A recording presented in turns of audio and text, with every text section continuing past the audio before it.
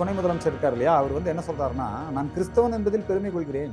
நாங்கெல்லாம் என்ன நினைச்சிட்டு இருந்தோம், கிருத்திகா அப்படின்னா ஹிந்து பேர் இல்லையா, உதயநிதினா ஹிந்து பேர். இது நான் சொல்லல, அவரே சொல்றாரு. பேட்டியில என்ன சொல்றாருன்னா, என் மனைவி கிறிஸ்தவர், நானும் கிறிஸ்தவராக மாறிவிட்டேன். சங்கிகள் வயிறு எரியட்டும். எங்க வயிறு எதுக்கு எரியுது? அவங்க அம்மா வயிறு தான் எரியும். அவங்க தான் கோயில் போயில. ஜமாத் கூடி முடிவு பண்ணி யார் ஓட்டு போடணும், ஜமாத் கூடி முடிவு பண்ணி யார் இங்க பிரச்சாரத்துக்கு வரணும், ஜமாத் கூடி முடிவு பண்ணி எந்த கடையில பொருட்கள் வாங்கணும், ஜமாத் கூடி முடிவு பண்ணி பெண்களுக்கு விவாகரத்து கொடுக்கலாமா வேண்டாமா, அவங்க தனி ராஜ்யம். இன்னும் சொல்ல போனா முனிசிபாலிட்டியை அவங்க கைப்பற்றாங்க. மேல் விசாரம் கீழ் விசாரத்துல உள்ளாட்சி தேர்தல்கள்ல வெற்றி பெற்று அவங்க மேல தமிழ் எடுத்துட்டாங்க. பூரா என்ன பண்றாங்க, அரபு. பிஜேபி துவக்க விழாவை கோயம்புத்தூர்ல நடத்தாரு. அந்த விழாவை நடத்திட்டு ஒரு பொதுக்கூட்டத்துக்கு ஜனா கிருஷ்ணமூர்த்தி ஐயா வந்து அன்னபூர்ணா ஹோட்டல்ல இருந்து அவர் தங்கும் இடத்துல இருந்து மைதானத்துக்கு போகும்போது இந்த பாட்ஷா வழிமறிச்சு வென்றார்.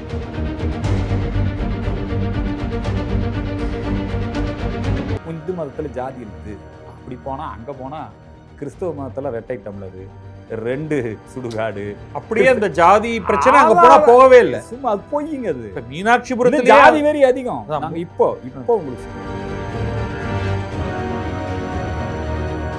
என்ன சொல்றீங்க, எல்லா மதமும் ஒண்ணு, எம் மதமுமே சம்மதம், இது இந்துக்கள் மட்டும்தான் சொல்லுங்க.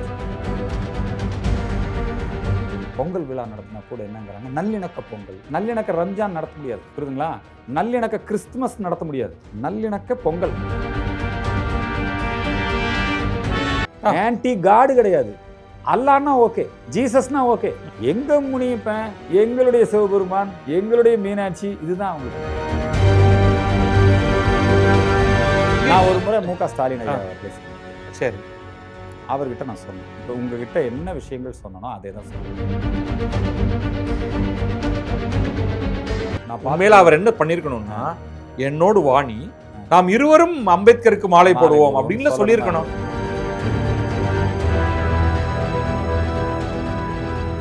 நாங்க வந்துங்க ஸ்வயம் ஸ்ரீகிருதன்ன சுகம் காரியம், இது நாங்களாக விரும்பி ஏற்றுக்கொண்டு. பௌத்தர்களோட எங்களுக்கு ஏதாவது பிரச்சனை இருக்குதா, சமணர்களோட எங்களுக்கு ஏதாவது பிரச்சனை இருக்குதா? அல்லாவோட இயேசுவோட எங்களுக்கு எந்த பிரச்சனையும் கிடையாது. உண்மையிலேயே வந்து ஸ்டாலினும் எடப்பாடி பழனிசாமி இங்க வந்து உட்கார்ந்து நாங்க என்னதான் செய்யணும்னு விரும்புறீங்க அப்படின்னு கேட்டா உங்களுடைய 1, 2, 3 சொல்லுங்க.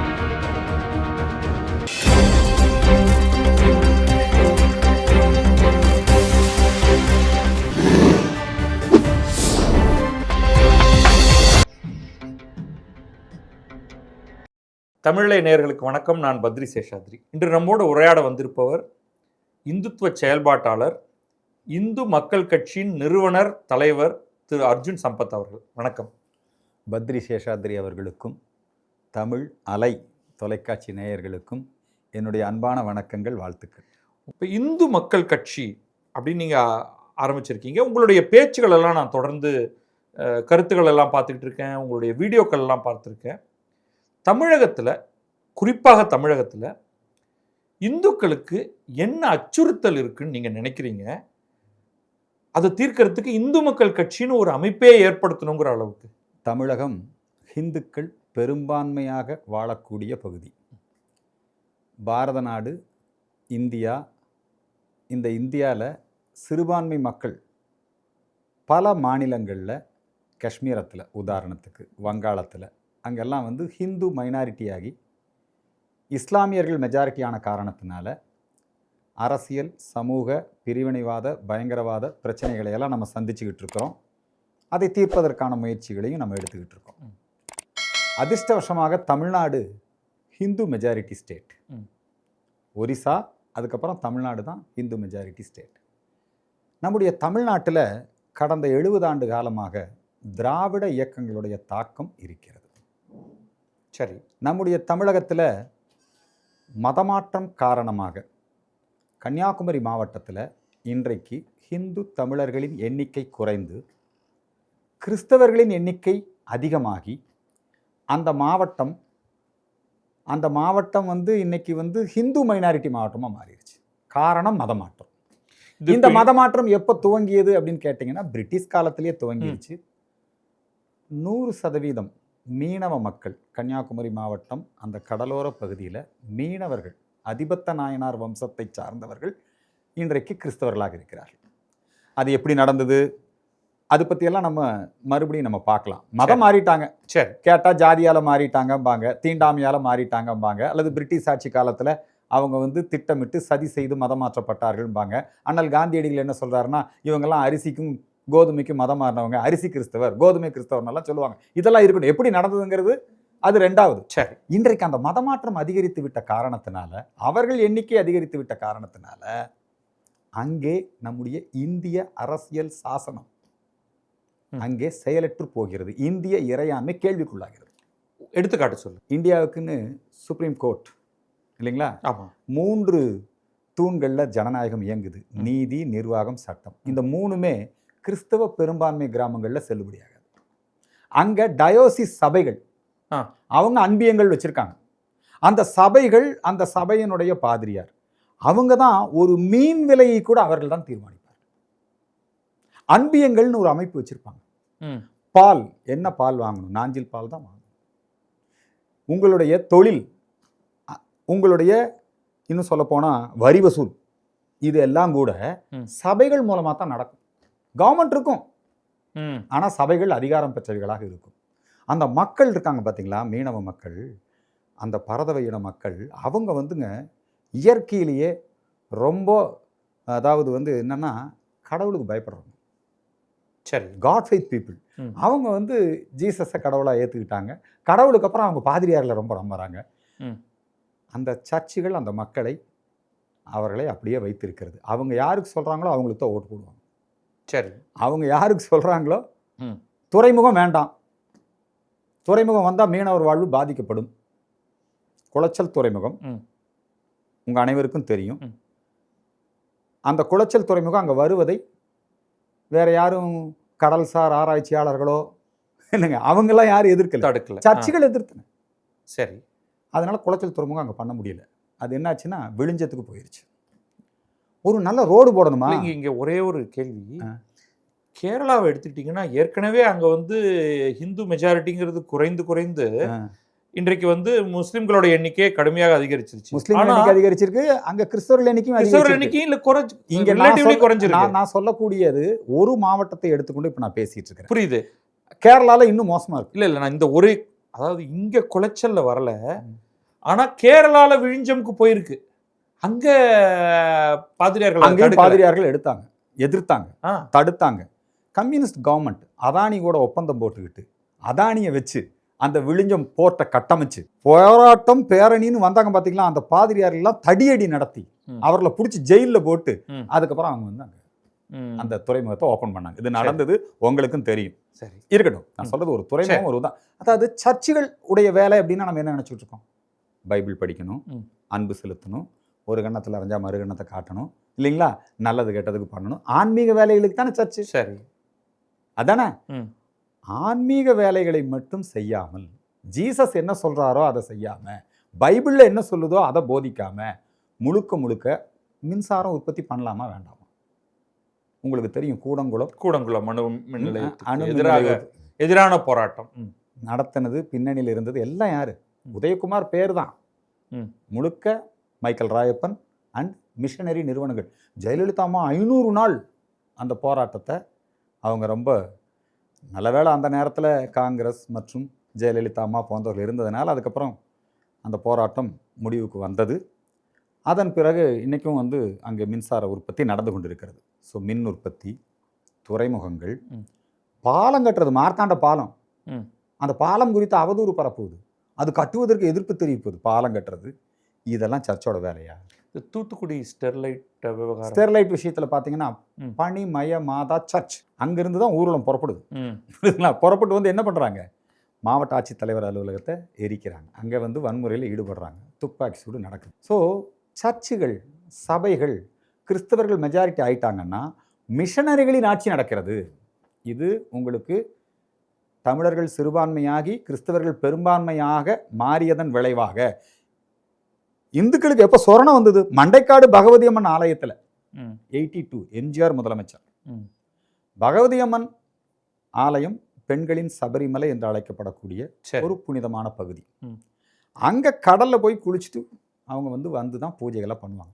கடலில் குளிக்க போகிற பெண்கள் கிட்ட சபைகள் மூலமாக அங்கே இருக்கக்கூடிய கிறிஸ்தவர்கள் அதுக்கு எதிர்ப்பு தெரிவித்தாங்க. இது எங்கள் இடம், இது சர்ச், இது எங்கள் ரோடு, நீங்கள் இங்கே வரக்கூடாது, நீங்கள் மைக் கட்டக்கூடாது. பிரச்சனையாச்சு. சரி. இன்னைய வரைக்கும் 16 பேர் கண்டுபிடிக்கப்படவில்லை. இன்னைய வரைக்கும் மாயமாயிட்டாங்க. ஓகே. வேணுகோபால் கமிஷன், எம்ஜிஆர், தான்லிங்க நாடார், இந்து முன்னணி துவக்கம், இதெல்லாம் அங்கிருந்து தான் வந்தது. வேணுகோபால் கமிஷன் மிக தெளிவாக அவங்க வந்து உத்தரவே போட்டிருக்காங்க. கைட்லைன்ஸ், கமிஷன்கிறது ஒரு அறிக்கை. அந்த அறிக்கையில் சொன்னதை எம்ஜிஆர் வந்து உத்தரவாக போட்டிருந்தார். ஒரு கோயில் இருக்குதுன்னா அதுக்கு 100 மீட்டருக்கு அந்த பக்கம் தான் நாத்திக பிரச்சாரமோ ஒரு பிரமத பிரச்சாரமோ நடக்கணும். திடீர்னு வந்து ஒரு சர்ச்சு கட்டணும்னா அதுக்கு அனுமதி இல்லை. அனுமதி வாங்கி ஆட்சித்தலைவர் இப்போ நம்ம திராவிடன் மாடல் கவர்மெண்ட் வந்து அனுமதி இல்லாமே கட்டிக்கலாம், என்ஓசி வாங்க வேண்டிய அவசியம் இல்லைன்ட்டாங்க. இப்போ கோர்ட்டுக்கு வந்து நம்ம போயிருக்கிறோம். ஸோ இதெல்லாம் வேணுகோபால் கமிஷனில் அந்த பரிந்துரையின் பேரில் எம்ஜிஆர் சட்டமாக வச்சிருந்தார். அந்த சட்டத்தை தான் இப்போ திராவிடன் மாடல் கவர்மெண்ட், இப்போ இது வந்து சிஎஸ்ஐ அரசு இல்லையா? இப்போ எங்கள் ஐயா துணை முதலமைச்சர் இருக்கார் இல்லையா, அவர் வந்து என்ன சொல்கிறாருன்னா, நான் கிறிஸ்தவன் என்பதில் பெருமை கொள்கிறேன். நாங்கள்லாம் என்ன நினச்சிட்டு இருந்தோம், கிருத்திகா அப்படின்னா ஹிந்து பேர் இல்லையா, உதயநிதினா ஹிந்து பேர். இது நான் சொல்லலை, அவரே சொல்கிறாரு பேட்டியில். என்ன சொல்கிறாருன்னா, என் மனைவி கிறிஸ்தவர், நானும் கிறிஸ்தவராக மாறிவிட்டேன், சங்கிகள் வயிறு எரியட்டும். எங்கள் வயிறு எதுக்கு எரியுது? அவங்க அம்மா வயிறு தான் எரியணும், அவங்க தான் கோயிலாக போயிட்டுருக்காங்க. ஸோ இருக்கட்டும். அப்போ இந்த கிறிஸ்தவர்கள் மெஜாரிட்டி ஆகிவிட்டால் அங்கே காவல்துறை அதிகாரம், நீதித்துறை அதிகாரம், ஆட்சித்தலைவர் அதிகாரம், இன்னும் சொல்லப்போனால் கட்சி, ஏடிஎம்கேவும் தோற்றுரும், டிஎம்கேவும் தோற்றுரும், பிஜேபியும் தோற்றுரும், காங்கிரஸும் தோற்றுரும். சர்ச்சு யாருக்கு சொல்லுதோ அவங்களுக்கு தான் ஓட்டு. ஆனால் ஏதோ ஒரு கட்சி தானே ஜெயிக்குதுங்க. சர்ச்சு சொல்லி இந்த கட்சிக்கு ஓட்டு போடுங்க. ஓகே, புரியுதுங்களா? இந்த மாதிரி இருக்குது. இதை வந்து யாருமே இது மறுக்க முடியாது. இதே மாதிரி தான் இஸ்லாமியர்கள். இன்னொரு விஷயம் சொல்லுங்கள், இஸ்லாமியர்கள் பெரும்பான்மையான பகுதின்னு சில பகுதி இருக்குது. மேல் விசாரம், கீழ் விசாரம் இல்லைங்களா? அதே மாதிரி சில பகுதிகள் இருக்குது, பேக்கெட் இருக்குது. எங்கள் ஊர் எடுத்துக்கிட்டிங்கன்னா கோயம்புத்தூரில் கோட்டமேடு, செல்லூரம், ஆத்துப்பாலம், ஒவ்வொரு ஊருக்கும் ஆம்பூர், வாணியம்பாடி, இந்த பகுதியெல்லாம் முஸ்லீம்கள் வசிக்கக்கூடிய பகுதியில் அங்கே ஜமாத் ஆட்சி தான்.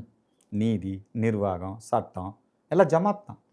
ஜமாத் கூடி முடிவு பண்ணி யாருக்கு ஓட்டு போடணும், ஜமாத் கூடி முடிவு பண்ணி யார் இங்கே பிரச்சாரத்துக்கு வரணும், ஜமாத் கூடி முடிவு பண்ணி எந்த கடையில் பொருட்கள் வாங்கணும், ஜமாத் கூடி முடிவு பண்ணி பெண்களுக்கு விவாகரத்து கொடுக்கலாமா வேண்டாமா, இதெல்லாம் அவங்க தனி ராஜ்யம். இன்னும் சொல்லப்போனால் முனிசிபாலிட்டியை அவங்க கைப்பற்றாங்க. மேல் விசாரம், கீழ் விசாரத்தில் உள்ளாட்சி தேர்தல்களில் வெற்றி பெற்று அவங்க மேலே தமிழ் எடுத்துட்டாங்க. பூரா என்ன பண்ணுறாங்க, அரபு. நீங்கள் போங்க, மேல் விசாரம், கீழ் விசாரம், ஆம்பூர், வாணியம்பாடியில் போய் பாருங்கள்.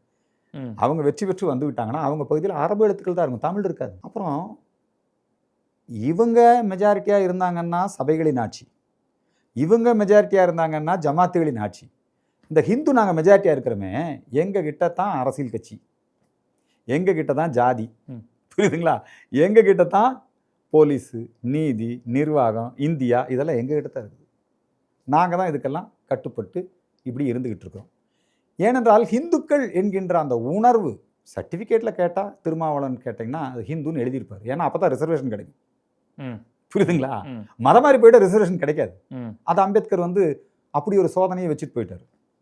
அவர் வந்து அம்பேத்கர் வந்துங்க அவருடைய அரசியல் சாசனத்தில் அவருடைய கொள்கைகளுக்கு விரோதமாகவே இவங்க தமிழ் பேர் வச்சுக்கிட்டு என்னங்க இவங்க வந்து ஹிந்துன்னு எழுதிக்குவாங்க. ஆனால் வெளியே பூரா கிறிஸ்தவராக இருப்பாங்க. வெளிப்படையாக அதிகாரி ஒருத்தர் இருந்தார், கேபிள் டிவிக்கு டைரக்டராக கூட இருந்தார்.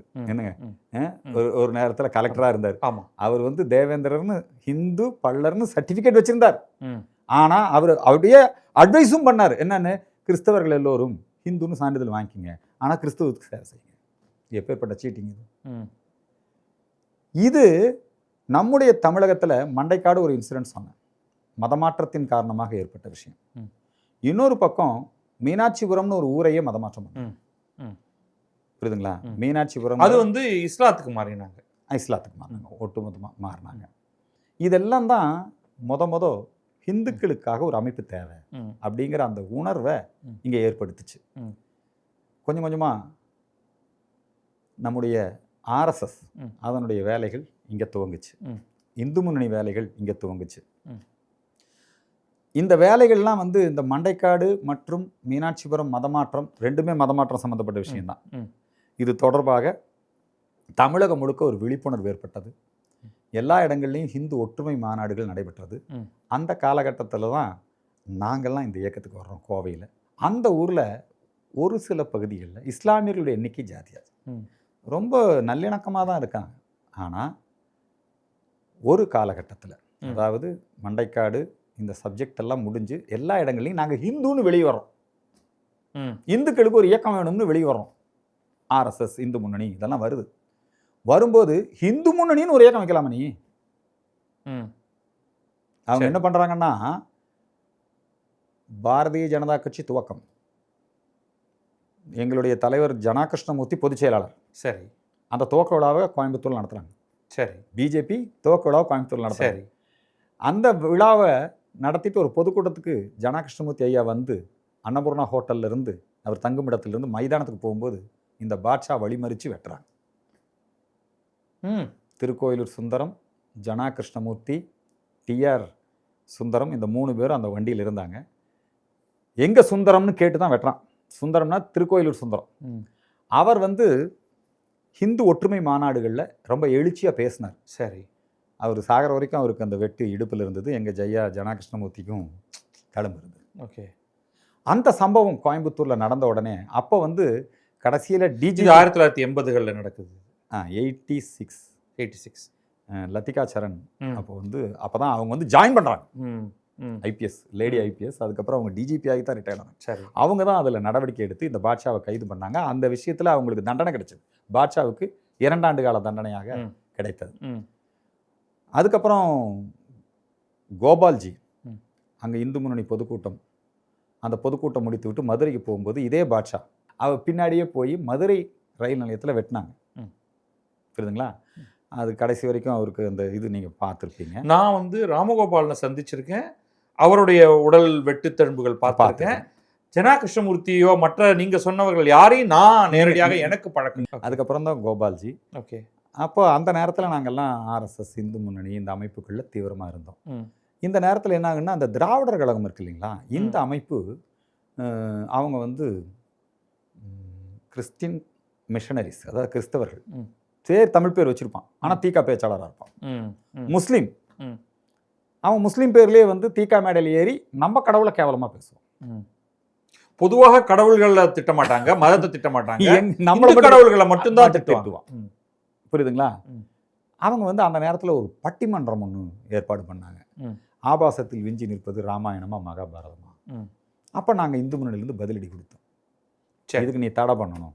ஸோ இந்த விஷயங்களும் போயிட்டு இருக்குது. அந்த நேரத்தில் நம்முடைய கோவையில் இருக்கக்கூடிய, அதாவது அந்த இஸ்லாமிய பயங்கரவாதம்ங்கிறது அங்கே தான் ஆரம்பிக்குது. அங்கே வந்து ஒரு ஃபத்வா வெளியிடுறாங்க. ஃபத்வான்னா என்னன்னு தெரியுமா? அப்போ ஈரானில் கொமேனி, இன்னைக்கும் கொமேனி தான் பிரச்சனையாக இருக்கே. அதுக்கு முன்னாடி இருந்தவர் Ayatollah Khomeini. Okay, Ayatollah Khomeini அவர் தான் வந்துங்க சட்டனிக் வெர்சஸ் சல்மான் ருஷ்டி, அவருக்கு எதிராக ஃபத்வா கொடுத்தார். ஆமாம். அந்த ஃபத்வானா நமக்கு புரியுறது இல்லை.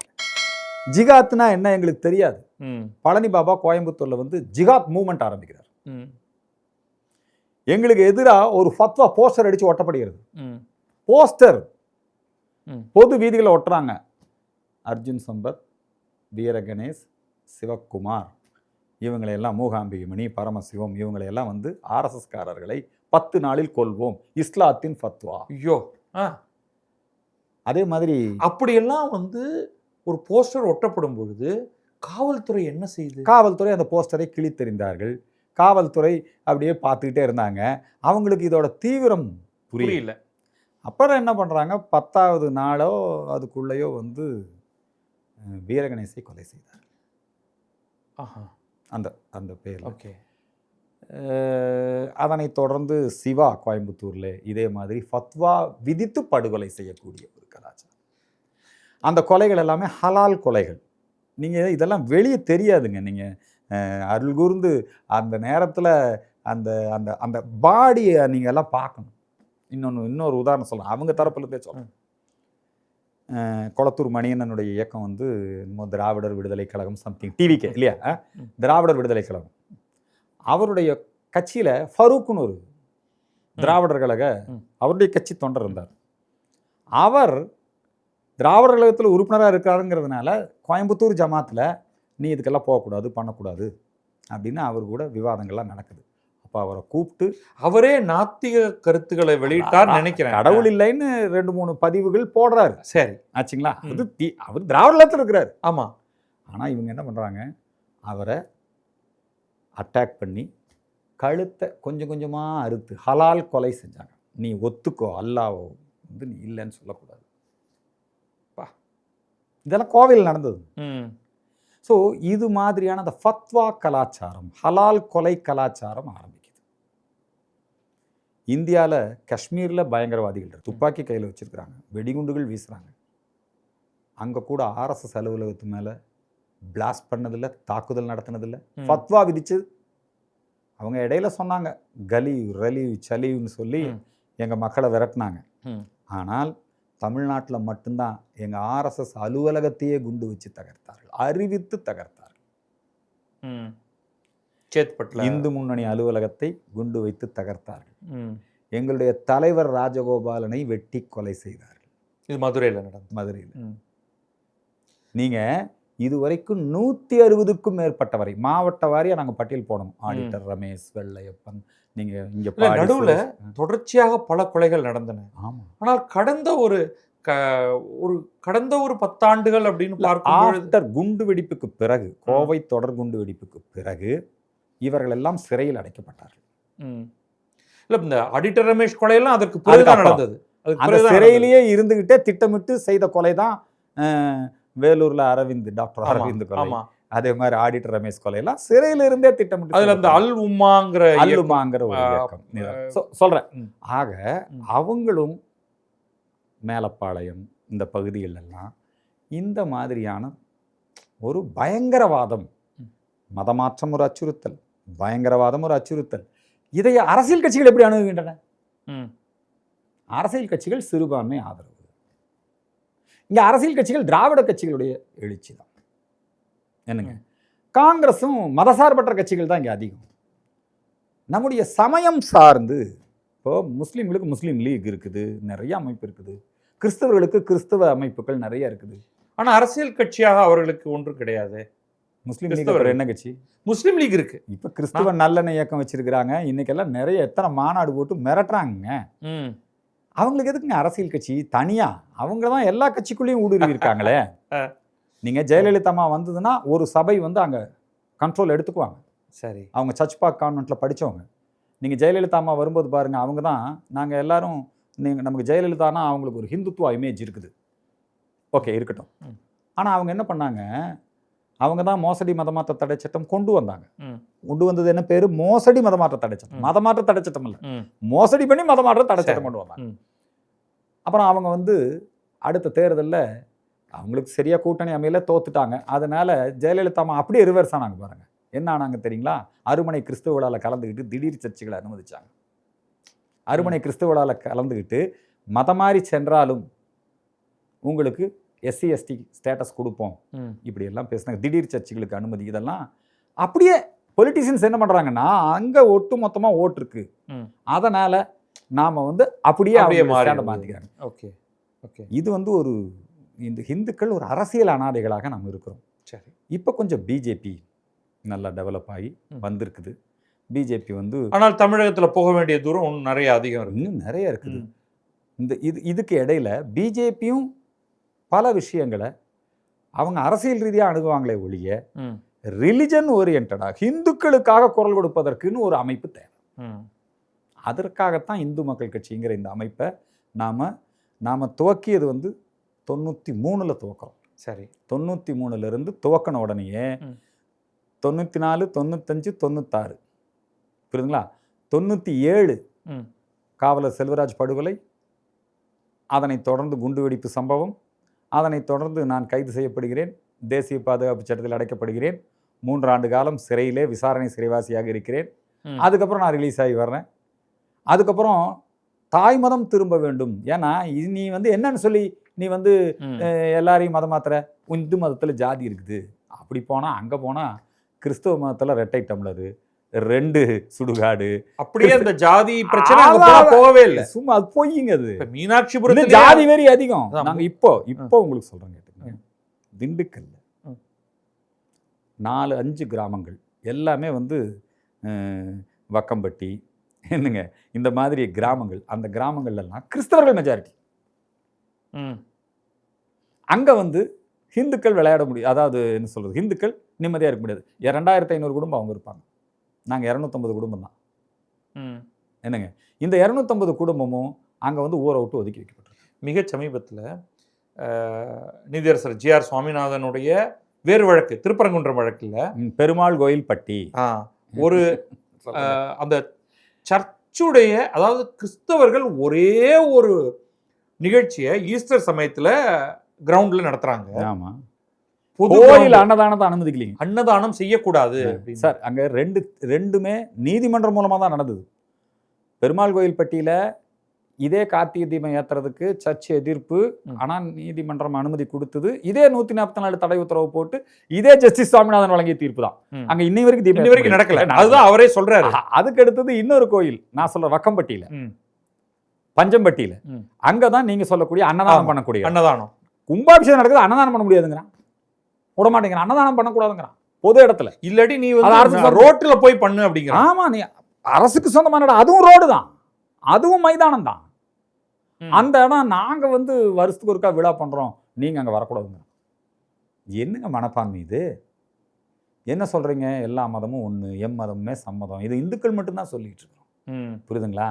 இந்த மத நல்லிணக்கம், இப்போ எங்க ஐயா நம்ம இப்போ பெரிய பெரிய கட்சி தலைவர்கள் எல்லாம் வந்துங்க ஒரு பொங்கல் விழா நடத்தினா கூட என்னங்கிறாங்க, நல்லிணக்க பொங்கல். நல்லிணக்க ரம்ஜான் நடத்த முடியாதுங்க, புரியுதுங்களா? நல்லிணக்க கிறிஸ்துமஸ் நடத்த முடியாது, நல்லிணக்க பொங்கல். இது திராவிட பொங்கல், நல்லிணக்க பொங்கல், இப்படி எல்லாம் பண்ணுவாங்க. அதனால இது வந்து பொலிட்டிக்கல் பார்ட்டிஸ், அவங்களுக்கு ஐயா தான்லிங்க நாடார் சொன்ன மாதிரி ஆறுமுகசாமி தான் தெய்வம். அவங்களுக்கு நீங்க முருகன் நினைச்சுக்காதீங்க. ஆறுமுகசாமின்னா அந்த காலத்துல தான்லிங்க நாடார் காலத்துல 6 முகம் இருக்கும் ஓட்டு பெட்டிக்கு, அவனுக்கு ஓட்டு தான் தெய்வம். அதனால எங்க ஓட்டு இருக்கோ அங்க போயிடுவான். நல்லா தெரிஞ்சுக்குங்க, எடப்பாடி பழனிசாமி ஓபிஎஸ் ஒரு கவர்மெண்ட், அவங்க பிஜேபியோட கூட்டு வச்சுட்டாங்க. எவ்வளோ பெரிய பாவம்! பிஜேபியோட கூட்டு வச்சதுனால மசூதி இருக்கிற இடத்துல நீ ஓட்டு கேட்க வரக்கூடாது. யாரை? முதலமைச்சர், துணை முதலமைச்சர். மதுரையில் மசூதி கிட்ட ஓட்டு கேட்கக்கூடாது. இப்போ பிஜேபியில் ஒரு தேசிய செயலாளர் இருக்கிறாரு இப்ராஹிம், அவர் முஸ்லீம் பகுதியில் போய் ஓட்டு கேட்க முடியாது. வேலூர் மோடியினுடைய சாதனையை சொல்ல முடியாது. யார் ஓட்டு கேட்க வரணும்னு அவன் முடிவு பண்ணுறானே, இது எப்படிங்க? இது இந்த இவர் அண்ணாமலை கூட அரவக்குறிச்சியில் வந்து போட்டார் இல்லைங்க, அரவக்குறிச்சியில் நீங்க வரக்கூடாதுன்னு. இந்த பகுதிகளில் வரவே முடியாது, முஸ்லீம் இருக்கிற பகுதி அங்கே போய் ஓட்டு கேட்க என்னப்பா அது? அப்ப ஹிந்துக்களுக்காக தமிழகத்துல ஒரு அமைப்பு வேணும். இல்லை, இதை விளக்கிடுவோம். ஒரு முஸ்லீம் கேண்டிடேட் இந்துக்கள் இருக்கக்கூடிய தெருவில் வந்து வாக்கு கேட்க முடிகிறது, போடுறாங்களோ இல்லையோ அதெல்லாம் அடுத்த பட்சம், வந்து கேட்க முடியுது. இங்க நீங்க வந்து ஒரு முஸ்லிம்களுடைய தெருவுக்கு கூட நீ வரக்கூடாதுன்னு சொல்லக்கூடிய ஒரு நிலை. நீ பிஜேபியோட கூட்டு வச்சா ஏடிஎம்கே வரக்கூடாது, பிஜேபியோட டிஎம்கே கூட்டு வச்சா டிஎம்கே வரக்கூடாது. அப்பா, இது என்னங்க? இது என்ன நியாயம்? அது இந்த மனப்பான்மையை இது எல்லா முஸ்லீம்களும் கடைபிடிக்கிறாங்கன்னு நான் சொல்ல மாட்டேன். ஜமாத்துகளை கைப்பற்றி வச்சிருக்கிறாங்க, அவங்க வந்து வேணும்னே இதை பண்றாங்க, புரியுதுங்களா? அதனால இது ஒரு பக்கம் இருக்கட்டும், நம்ம அவங்க சப்ஜெக்ட்டுக்கு போக வேண்டாம். தமிழகத்தினுடைய கல்வி, வேலை வாய்ப்பு, தென் மாவட்டங்கள் வந்து இன்னைக்கு வளராமல் இருக்கிறதுக்கு காரணம் சர்ச்சுகள். இதை ஏன் வெளிப்படையாக எந்த கட்சியும் சொல்ல மாட்டேங்கிறாங்க? தனிப்பட்ட முறையில் நான் பேசிகிட்டு இருந்தேன், நீங்கள் சொன்னக்கூடிய ஸ்டெர்லைட் விவகாரம் வந்தபோது, சம்பத் இது போய் அந்த பாதிரியார்கிட்ட பேசி சரி பண்ணிட்டா இந்த பிரச்சனை சரியாயிடும். கூடங்குளம் அணுமின் நிலையம் ஓப்பன் பண்ணுமா? பாதிரியார்கிட்ட பேசி முடிச்சிங்கன்னா அணுமின் நிலையம் திறந்துடலாம். இது என்ன, யார் கவர்மெண்ட்டு? ஸோ இந்த நேரத்தில் தான் ஹிந்துக்களுக்கான ஒரு அரசியல் சக்தி வேணும். பிஜேபி ஒரு நேஷ்னல் பார்ட்டி. தமிழ்நாட்டில் வந்துங்க இந்த திராவிட இயக்கம் இருக்கு இல்லைங்களா, அவங்க வந்துங்க அவங்க anti India, anti Hindi, anti Sanskrit, anti Brahmin, anti God, anti Hindu, இதுதான் அவங்க இல்லையா? எல்லாமே இவங்க வந்து இப்படி இருக்கிறாங்க.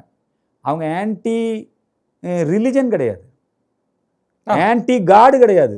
அல்லான்னா ஓகே, ஜீசஸ்னா ஓகே, எங்க முனியப்பன், எங்களுடைய சிவபெருமான், எங்களுடைய மீனாட்சி, இதுதான் அவங்களுக்கு பிடிக்காது.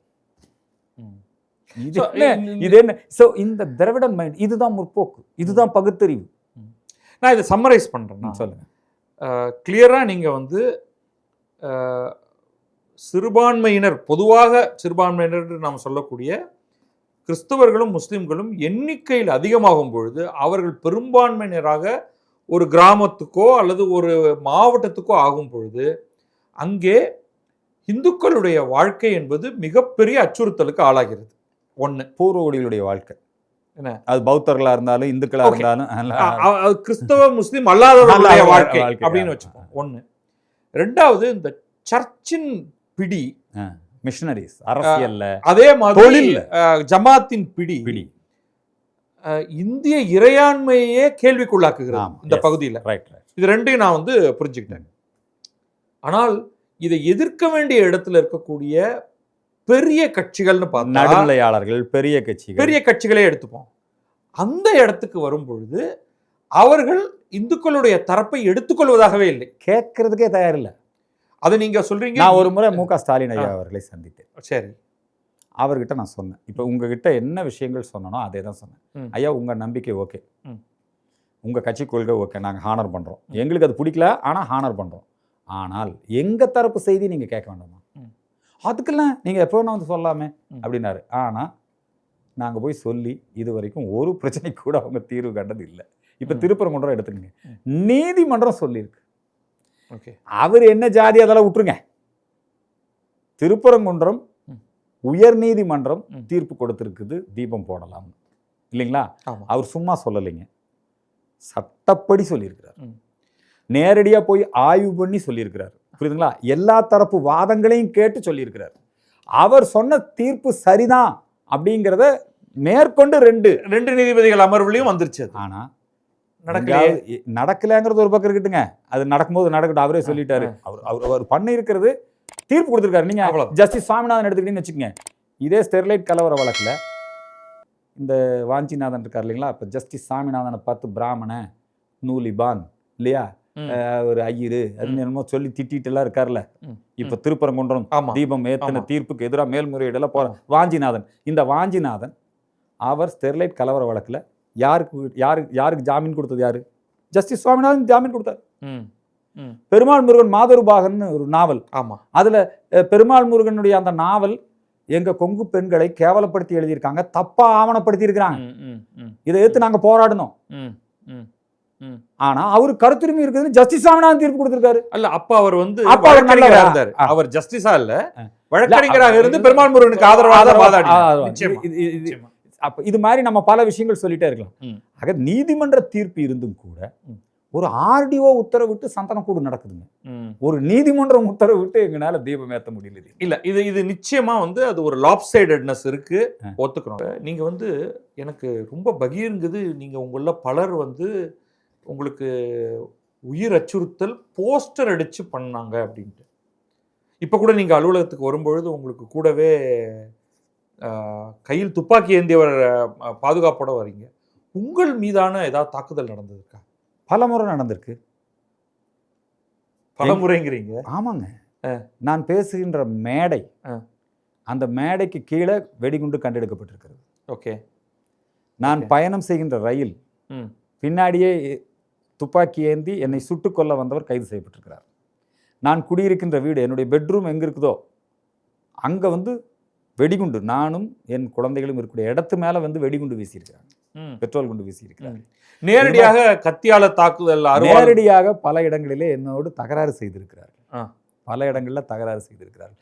ரைட், இஸ்லாமிய இளைஞர்கள், அல்லுமா போன்ற அமைப்பை சார்ந்தவர்கள் என்னோடு தகராறு செய்வதை என்னால் புரிந்து கொள்ள முடியுது. ஆனால் விடுதலை சிறுத்தைகள், அம்பேத்கர் சிலைக்கு நான் மாலை போட போறேன், அவர்கள் கூடி நின்று கொண்டு அம்பேத்கரை நீ வந்து தொடக்கூடாது. ஸோ எவ்வளோ பெரிய முட்டாள் பாருங்க. நான் திருமாகிட்ட கேட்குறேன், எனக்கு நல்ல நண்பர் அவர், நல்ல சகோதரர் அவர். திருமா யாராவது பண்ணியிருப்பாங்க. ஆனால் அதுக்கப்புறம் அதே திருமா மறுபடியும் மேடையில் என்ன பேசுகிறாரு தெரியுமா, நீ வந்துருவியா அம்பேத்கர் சிலை பக்கம்? நான் மேலே அவர் என்ன பண்ணியிருக்கணும்னா, என்னோடு வாணி, நாம் இருவரும் அம்பேத்கருக்கு மாலை போடுவோம் அப்படின்னு சொல்லியிருக்கணும். என்ன நீங்கள் அவங்க வீசின செருப்பு என்னங்க இங்கே இந்த அம்பேத்கர் மணிமண்டபத்தில், இங்கே மட்டும் இல்லை தமிழ்நாடு முழுக்க பாரதிய ஜனதா, இந்து மக்கள் கட்சி தொண்டர்கள் அம்பேத்கர் சிலைக்கு மாலை அணிவிக்க போனால் விடுதலை சிறுத்தைகள் எதற்காக வந்து தாக்க வேண்டும்? இந்த விடுதலை சிறுத்தைகள் போர்வையில், திராவிடர் கழக போர்வையில் இஸ்லாமியர்கள் வந்து ஜிகாதி அமைப்புகள் அவங்க அந்த கருப்பு சட்டு ஈவேரா படத்தை போட்டுக்குவான். ஏன்னா நீ முஸ்லீமாக இருந்தீன்னா நீ எப்படி நாத்திகனாக இருக்க முடியும்? ஆனால் நீ என்ன பண்ணுற, எங்களை தாக்குறதுக்கு நீ அப்படி வந்துடுற. இப்போ வாழ்வுரிமை இயக்கம் வேல்முருகன் இருக்கார் இல்லைங்களா, அவருடைய கட்சிக்கு தொண்டர்கள் எங்கிருந்து வர்றாங்கன்னா இஸ்லாமியர்கள் அந்த யூனிஃபார்ம் போட்டு வந்துருவோம்.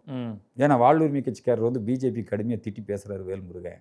என்னங்க இதே மாதிரி தான் விடுதலை புலிகள் இயக்கத்தை தப்பா பயன்படுத்துறாங்க, திராவிடர் கழகத்தை தப்பா பயன்படுத்துறாங்க, திராவிடர் கழகமும் உடந்தையாகவும் இருக்கிறாங்க.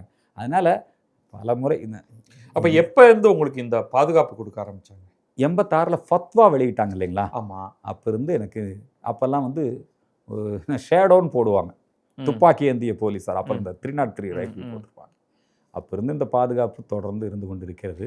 இந்த பாதுகாப்போடையே பயணம் செய்வதெல்லாம் உங்களுக்கு கடினமா இல்லையா? அதாவதுங்க வெக்கமாக இருக்குது. நாங்கள் இந்துக்கள் இந்த நாட்டில் மெஜாரிட்டியாக இருக்கிறோம், நாங்கள் இப்படி போகிறதுக்கு எங்களுக்கு வெக்கமாக இருக்குது. கடினம் என்னங்க இது? உண்மையிலே இப்போ நான் சொல்கிறதெல்லாம் கேட்டுட்டு நீங்கள் என்ன சொல்லுவோம், அப்படியே இவர் அர்ஜுன் சம்பத் ஜெயிலுக்கு போயிட்டாரு, இவர் மேலே பல வழக்கு போட்டாங்க, இவரை தாக்கிட்டாங்க, இவரை கொல்ல முயற்சி பண்ணாங்க.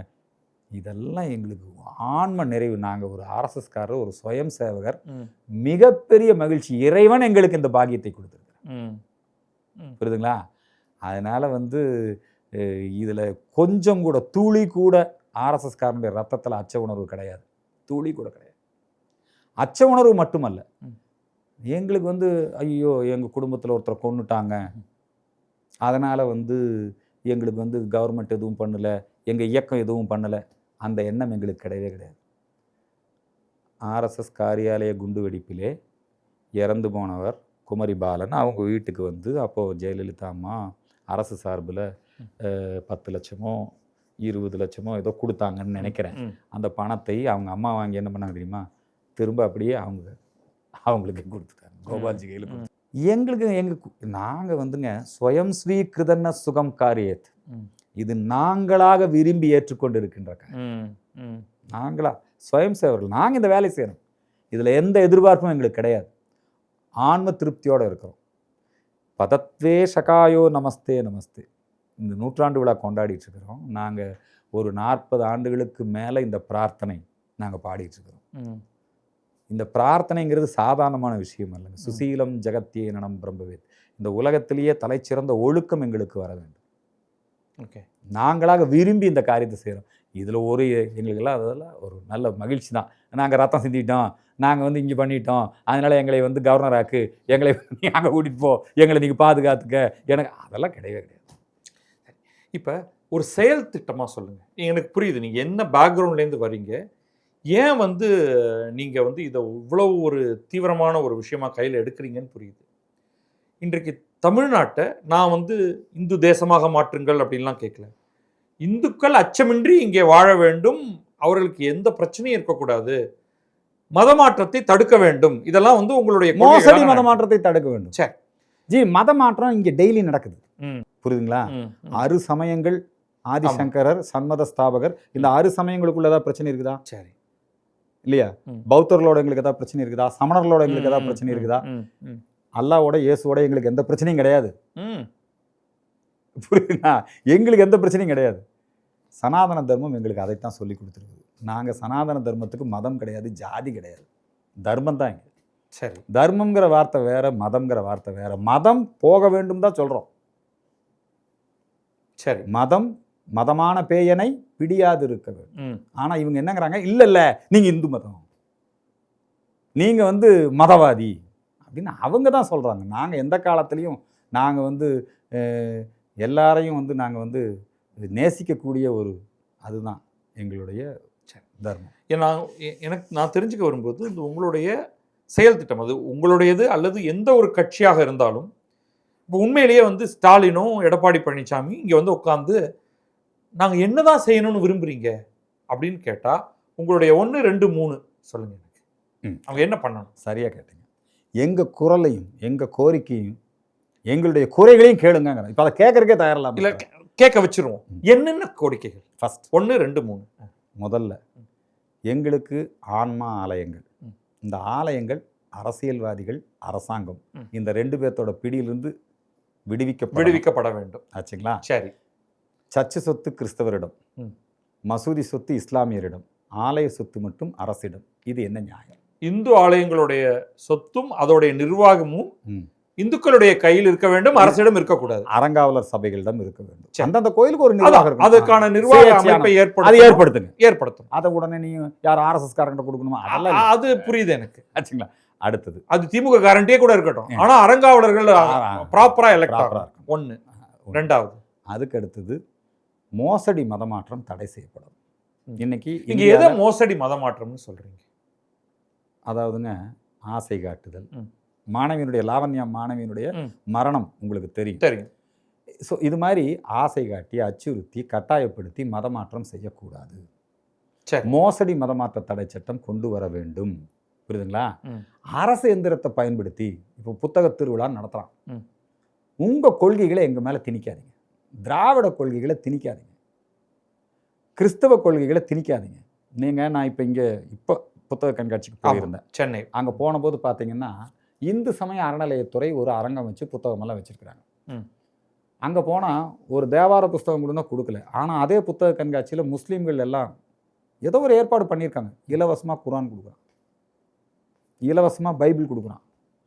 இப்போ எங்காளு இருக்கிறாங்களே இந்த பதிப்பக மாஃபியாக்கள், என்ன அது பூரா இப்போ திமுகவுடைய பிரச்சார விழாவாக தான் புத்தக திருவிழாவே நடக்குது. என்னங்க இவங்க என்ன பண்ணுறாங்க தெரியுங்களா? முழுக்க முழுக்க ஹிந்து,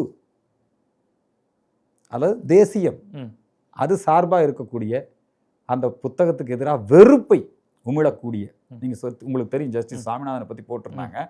அது நீதிமன்றமே தானா முன் வந்து நடவடிக்கை நடந்தது. ஆமாம், இது மாதிரி நிறைய இதுக்காக இது பற்றி பேசினா நிறைய பேசிட்டே இருக்கலாம். ஸோ மோசடி மதமாற்ற தடை சட்டம் வரணும். அப்புறம் ஒரு சட்டம் போடும்போது இது இந்துக்களுக்கு, இது முஸ்லீம்களுக்கு, சட்டம் எல்லாத்துக்கும் பொது மைனாரிட்டி ஸ்பெசிபிக் ரூல்ஸ் இருக்கு. அது அவர்களுக்கு இப்போ உதாரணத்துக்கு கல்வி நிலையங்களை மைனாரிட்டினா லிங்குஸ்டிக் மைனாரிட்டி இருக்கு, மொழி சிறுபான்மையினர் இருக்கு இல்லைங்களா, ரிலிஜன் மைனாரிட்டிஸ் இருக்கு. ஆமாம், நீங்கள் அது என்ன ரிலிஜன் மைனாரிட்டிஸ்லேயும் நீங்கள் சீக்கியர்களை பற்றி பிரச்சனை இல்லை, பௌத்தர்களை பற்றி பிரச்சனை இல்லை.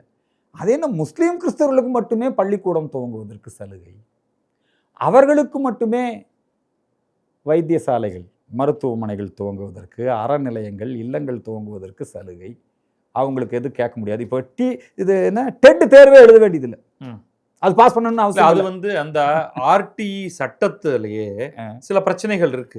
அந்த மைனாரிட்டிஸ்க்கு நீங்க சொல்றது கரெக்ட், லிங்குவிஸ்டிக் ரிலிஜியஸ் மைனாரிட்டிக்கு அது கிடையாது அப்படின்னு ஒரு தீர்ப்பாக அது வந்தது. அது எனக்கு புரியுது.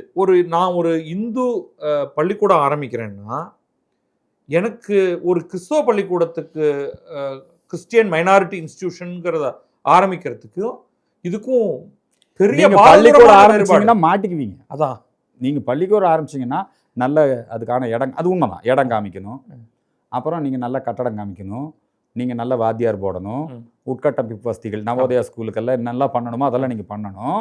ஆனால் எல்லாம் பண்ணன பிறகும் கூட அவங்க அங்கீகாரம் கொடுக்கணும்னா அவங்க சொல்கிற பாடத்தை எடுத்து தான் வைக்கணும். அவங்க சொல்கிற வாத்தியார், நீங்கள் ஒரு வாத்தியார் கூட ட்ரான்ஸ்ஃபர் பண்ண முடியாது. புரியுதுங்களா? இந்த இந்துக்கள் சுயமாக தமிழர்கள் ஒரு பள்ளிக்கூடம் கூட நடத்த முடியாத வகையில் சட்டம் இருக்குது. அதான் நம்ம பொது சிவில் சட்டம் கொண்டு வாங்கன்னு பொதுவாக சொல்கிறோம். பொது சிவில் சட்டம், ஆலயங்கள், மோசடி மதமாற்ற தடை சட்டம், அதை தாண்டி என்னங்க உலகத்தில் நமக்குன்னு இருக்கிற ஒரே நாடு இந்த நாடு தான். இப்போ சமீபத்தில் மராட்டிய மாநிலத்தில் உள்ளாட்சி தேர்தல்கள் நடந்தது. ஆமாம், அதில் 4 நகராட்சிகளில் சரத்பவார் கட்சி தோற்று போச்சு, என்னங்க அதே மாதிரி சிவசேனா தோற்று போச்சு, காங்கிரஸும் தோற்று போச்சு, பிஜேபியும் தோற்று போச்சு. அந்த 4 நகராட்சியில் யார் ஜெயிச்சாங்கன்னா இஸ்லாமிய வகுப்புவாத மதவாத அமைப்புகள் மட்டும்தான் ஜெயிச்சுது, காங்கிரஸும் ஜெயிக்கல. ஸோ ஹிந்து மெஜாரிட்டியாக இருக்கிற வரைக்கும் தான் உங்கள் கட்சிகளும் இருக்கும், அண்ணா சிலை இருக்கும், ஈவேரா சிலை இருக்கும், ஹிந்து மெஜாரிட்டியாக இருக்கிற வரைக்கும் தான். என்னைக்கு தமிழர்கள் எண்ணிக்கை குறையுதோ அன்னைக்கு அண்ணா சிலையும் இருக்காது, ஈவேரா சிலையும் இருக்காது. இந்த தேசத்தினுடைய இந்த ஜியோ பாலிட்டிக்ஸ் எல்லாம் சொல்றீங்க இல்லைங்க, அந்த டெமோக்ரஃபியே மாறி போயிடும். அதனால இந்துக்களுக்காக வாதாட, போராட, பரிந்து பேச, குரல் கொடுக்க, யாருக்கு எதிராக இல்லை, எங்களுக்காக பேசுறதுக்கு ஒரு அமைப்பாக இந்து மக்கள் கட்சி நடத்திட்டு இருக்கோம். இதன் மூலமா தாய் சமயம் திரும்பும் நிகழ்வு எங்க கட்சியில் இதுவரைக்கும் என்ன பண்ணிருக்கீங்கன்னு கேட்டீங்கன்னா அதை பத்தி நிறைய இல்ல அதை நாம நிச்சயமா அதை பற்றி பேசணும். தொடர்ச்சியாக நான் முதல் ஒரு அறிமுகத்துக்கு நீங்க எதை ரெப்ரசன்ட் பண்றீங்க, எதை பிரதிநிதித்துவப்படுத்துறீங்க அப்படிங்கிறத தெரிஞ்சுக்கணுங்கிறதுக்காக தான் நம்ம இதை பேசினது. நம்ம நிச்சயமா இது வந்து உங்களோடு பலமுறை பேசுவோம். ஆமா, உங்களுடைய ஒவ்வொரு விஷயத்துக்குள்ளேயும் நீங்க என்ன பண்றீங்க, எப்படி பண்றீங்க. ஊமைகளின் தலைவர்னு ஒரு பேர் உண்டு. அது மாதிரி இங்க இந்துக்களுக்கு வந்து ஊமைகள் தாங்க, புரியுதுங்களா? அதனால நாம குரலற்றவர்களின் குரலாக இருக்கிறோம். நிச்சயமா ரொம்ப நன்றி. நிச்சயமா நம்ம மீண்டும் பலமுறை சந்திக்க போகிறோம். இந்த முதல் முறையாக சந்தித்து பேசியதற்கு உங்களுக்கு எங்களுடைய மனமார்ந்த நன்றி தெரிவித்துக் கொள்கிறேன். ரொம்ப சந்தோஷம். வாழ்த்துக்கள். வளமான தமிழகம், வலிமையான பாரதம், தமிழ்மொழி நமது மூச்சாகும், பாரதம் எங்கள் உடலாகும், சனாதன இந்து தர்மம் உயிராகும். இந்த அடிப்படையில் எங்கள் வாழ்க்கை. நன்றி, வணக்கம்.